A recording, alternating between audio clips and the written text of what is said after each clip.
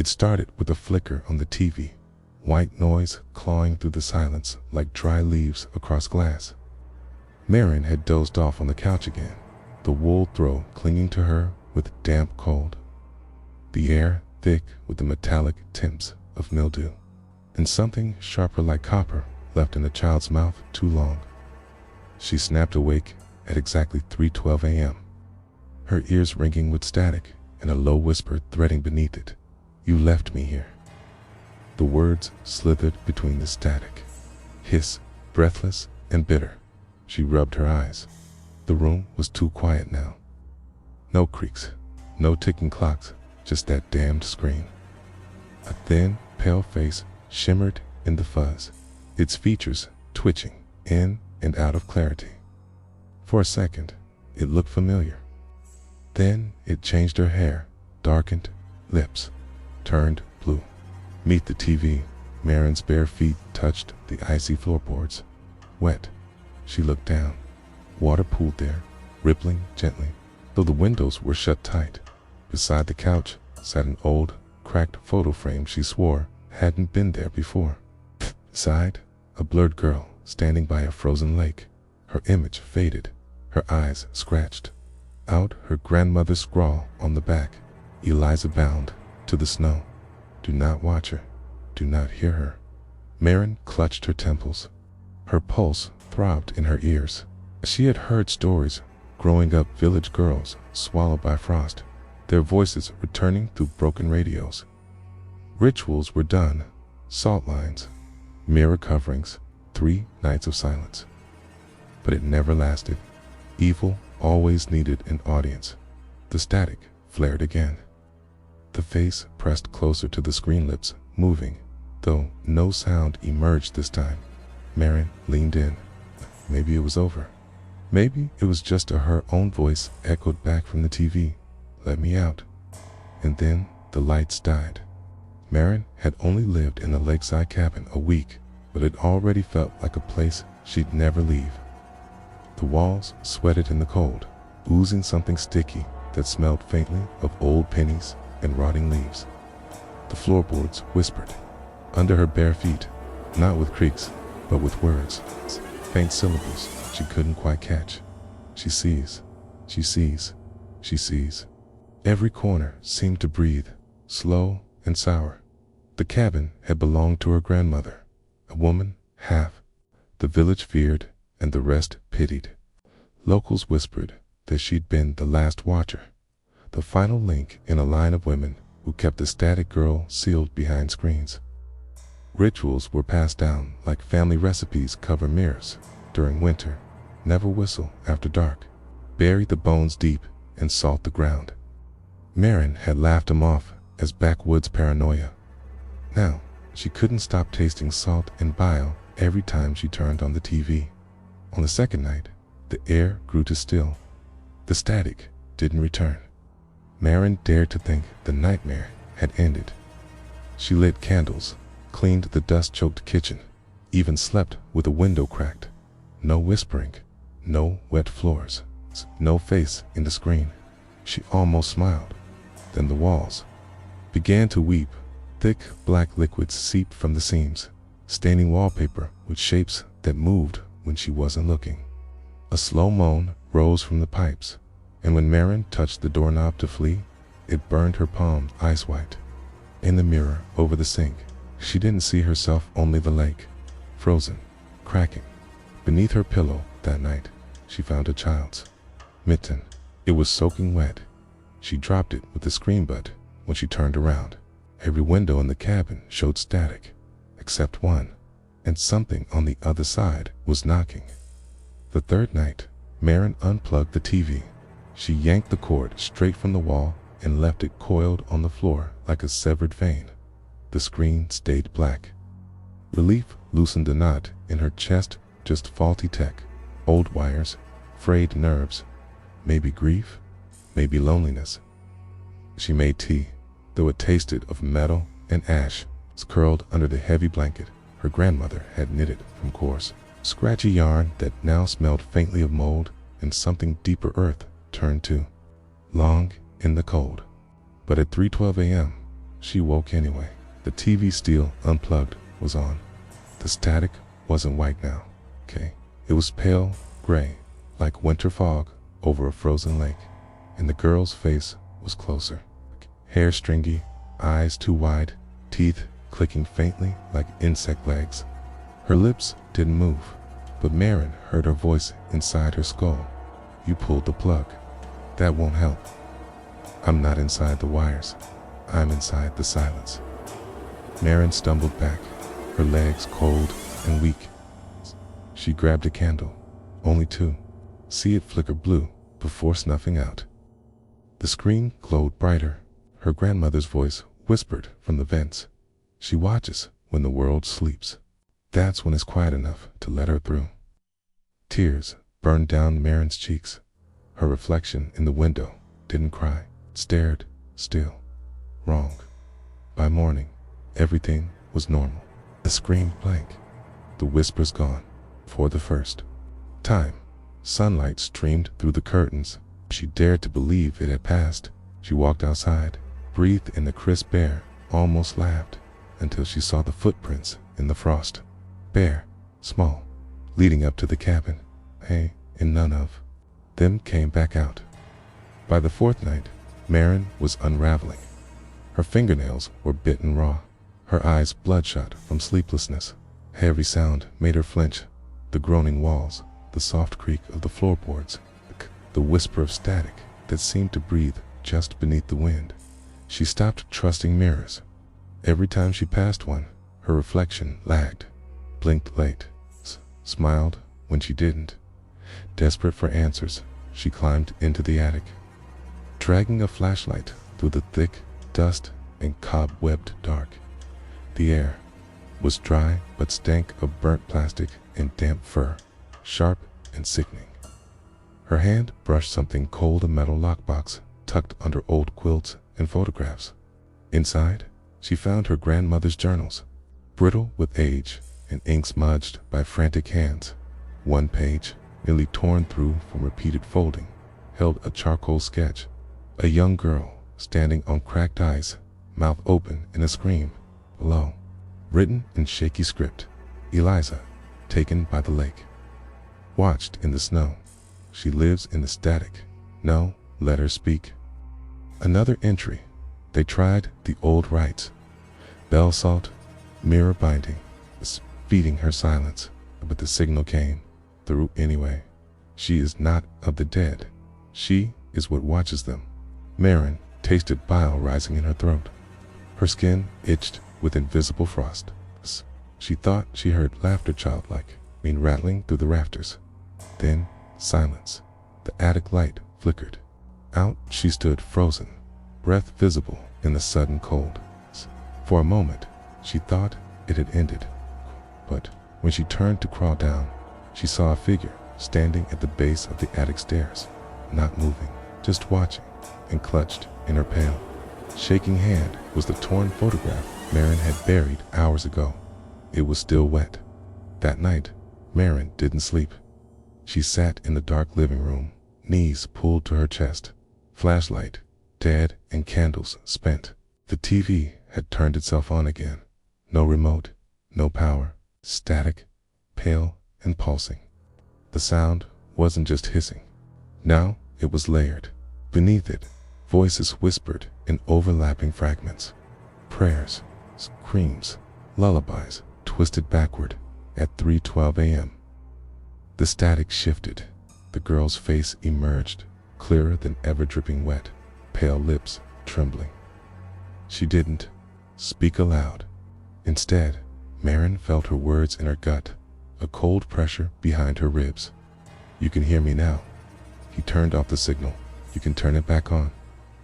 Then the screen flared wide and the living room vanished. Marin stood barefoot on the surface of a frozen lake, the cold burning into her soles. Snow fell in heavy flakes that smelled like sulfur and copper. A small girl in a soaked nightgown stood at the center of the ice. Her mouth moved, but no sound came. Round her, static shimmered in the air like heat waves. Suddenly, a sharp crack. The ice split beneath Marin's feet. spiderweb fractures chasing her ankles. She gasped and tasted blood. The lake groaned, and then she was back in the living room, shaking, panting, skin coated in frost. She almost laughed. Maybe it was a dream, a hallucination. The room was still. Nothing moved, but the static was gone. The screen was black. She exhaled, looked down. Water was seeping from the base of the television, dark and thick. The air reeked of algae and rot. Her bare foot touched something soft. She recoiled, then leaned in, trembling. A child's tongue pressed against the screen from the inside, and it licked the glass. The next morning, sunlight filtered through the cracked window pane, but it was gray, lifeless. Dust hung in the air like ash. Marin's mouth was dry, coated in a film that tasted like rust, and something worse, like old milk, curdled in the back of her throat. Her fingertips were numb. She moved like her joints had stiffened overnight, as if frost had crept beneath her skin, drawn by some wordless instinct. She knelt near the television stand and ran her hands along the wall behind it. The paneling there felt softer, spongy, almost warm. Peeling it away, she found a hollow pocket carved into the wall.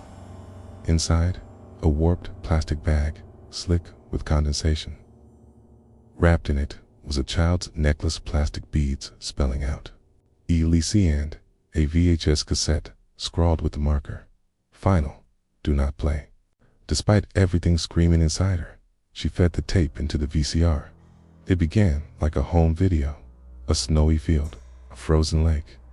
Her grandmother behind the camera, a child, maybe 6 years old, laughing and twirling in the snow. Eliza. Suddenly, the girl paused, stared at the lens. Her smile faded. She whispered something. The sound distorted.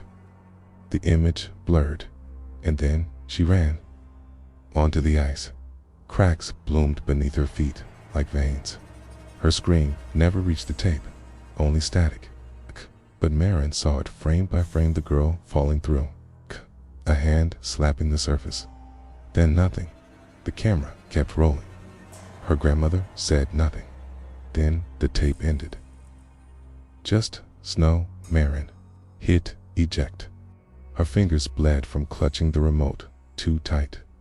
She turned, then froze. The necklace was gone, and from the VCR speaker came a child's voice, not recorded, not muffled, clear, wet, whispering, "She let me fall, but you watched me drown. So now you're part of it." Marin tried to leave that night, seeped hastily, hands trembling, stuffing clothes into a torn duffel, while the television whispered her name through a static haze. Every step toward the door felt heavier.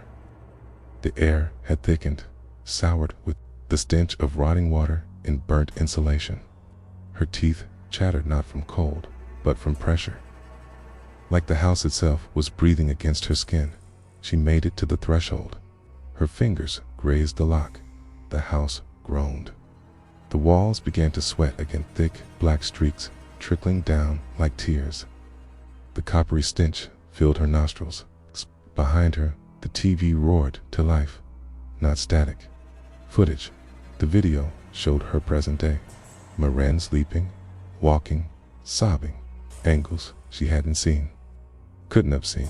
Each frame was tinted gray and filmed from slightly too high, like from a child's perspective. Her stomach churned. She tasted Bayou. Then the screen flickered, and for a few blissful moments, it died. Black, silent, the bleeding walls stilled. She stood frozen in that quiet heartbeat, slowing, tears falling freely now. Maybe it had broken. Maybe Eliza had gone. Then something cracked behind her. A hairline fracture snaked across the living room window. Frost spread outward in a spiderweb pattern, and reflected in the cracked glass wasn't Marin, but the lake again. The endless lake. She backed away and stumbled over something soft. A pile of dolls, soaked through and still dripping. Each had buttoned eyes and stitched mouths. On their foreheads, names written in red in Cagnus, May, Joan, and now Maren. She screamed and hurled the nearest one. It hit the wall and bled. Her breath hitched as a nursery. Ryan began to play on the old radio slow off key, sung in a voice like wet teeth. She watches through the wires and waits for yours. Then, silence, and a knock came from inside the mirror. The house no longer felt like wood, and nails it breathed now, sweated and groaned, shuddering as if trying to shake something loose. Maren stumbled through the hallway, the walls pressing inward, bleeding thick black sludge that reeked of rot and copper. Her fingers slid along the wallpaper, now pulpy and wet, the texture like chewed meat. From beneath the floorboards came the sound of fingernails scratching wood, small ones. She tried to scream, but gagged on the taste of iron and bile. Her vision blurred at the edges. Her skin felt too tight. Her thoughts were no longer entirely her own. In a fevered haze, she crawled toward the study, where her grandmother had kept her binding box, a rusted tin filled with scraps of folklore, salt, sachets, and wax-sealed instructions passed down by the village's old women. Maren tore it open with shaking hands.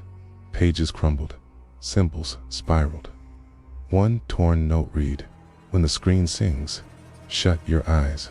Do not answer, do not speak her name." Too late. The house fell silent.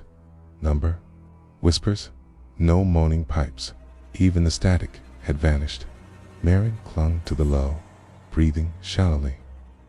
She laughed, short, desperate. Maybe it had passed. Maybe she'd finally broken whatever cursed chain bound the girl to the signal. Then, without warning, all the screens turned on. The living room TV, her dead phone, the cracked microwave door, even the glass in the old clock face shimmered with static, and Eliza stepped forward. Her movements glitched, jerking like a puppet in fast forward. Her hair was soaked, dripping onto the screen. Her smile was too wide, her eyes entirely white. The last thing Maren heard before the power blew was her grandmother's voice, again distant, mournful. "Once she's seen, she stays. She just needed you to look." Then the lights exploded, and the screen turned to a mirror. Days later, the police found the cabin empty. No signs of forced entry, no struggle, just silence. The air inside was thick with a coppery scent that clung to their clothes like a stain. The floorboards were cold to the touch, yet damp, as if the house itself was weeping. An old television flickered in the living room, casting pale light on peeling. Wallpaper stained with black streaks that looked disturbingly like tears. Officers swore they heard faint whispers drifting through the vents. Words they couldn't understand, but felt like pleas. The static crackled low and menacing from the screen, never fully turning off. When one officer approached, the TV showed a pale face screaming silently behind the snow, a girl with wet hair and eyes too wide. He swore. Her mouth moved, begging. Maren was nowhere to be found. Only traces remained: her phone on the floor, a small mitten soaked through, and a smear of blood, dark and sticky, on the wall. Locals murmured of the curse, the legend of Eliza, the drowned girl who lives in the static, trapped between worlds, feeding on fear and attention. Old women spoke of rituals tried and failed. Salt lines, bells, prayers whispered into the cold night air. None held her back forever. The evil always found a way in. Some said Maren had become part of the broadcast, an endless loop of terror playing for no one but the lost. That night, in the dark of the village, lights flickered on every television, its screens filled with static. Then the pale girl appeared, smiling, and if you listened closely, you could hear her whisper, "She's coming back. Are you watching?" Weeks passed. The cabin stood silent, its windows staring blankly into the gray sky like dead eyes. The smell of damp wood and decay lingered, thick and sour, curling into every corner. The walls, once bleeding, were dry, but Marin was gone. Only the television remained, flickering quietly in the empty room. Static, a low hum vibrating through the floorboards when the new owners arrived. The place smelled like cold ash and rusted metal. They joked about the old TV, left plugged in, a relic nobody dared unplug. At night, they heard whispers from its screen, soft, pleading. It's barely audible over the creak of settling timber. One evening, at exactly 3:12 a.m., the static flared white. A pale figure appeared, her hair tangled, eyes wide and wet, a cracked smile splitting her face. The figure didn't move, but seemed to reach outward, pressing hands against the glass like a drowning woman. The couple woke, heart pounding. The wife swore she tasted copper in the stale air, like blood and bile. The husband saw the walls ripple like heat waves, but cold as ice. They tried to ignore it, whispered prayers half remembered from local lore about salt lines and mirror coverings. But every ritual failed, okay? The entity thrived in the static, feeding on attention, on fear. One night, the wife found an old necklace on the floor, the same plastic beads spelling out Eliza. She shivered. The husband found a torn photo tucked behind the TV, a girl by the frozen lake, eyes scratched out, his mouth frozen in a silent scream. And beneath the buzzing television, faint and chilling, a whisper rose. She lives in the static. And now, she's watching you. The screen flickered, and the house grew colder.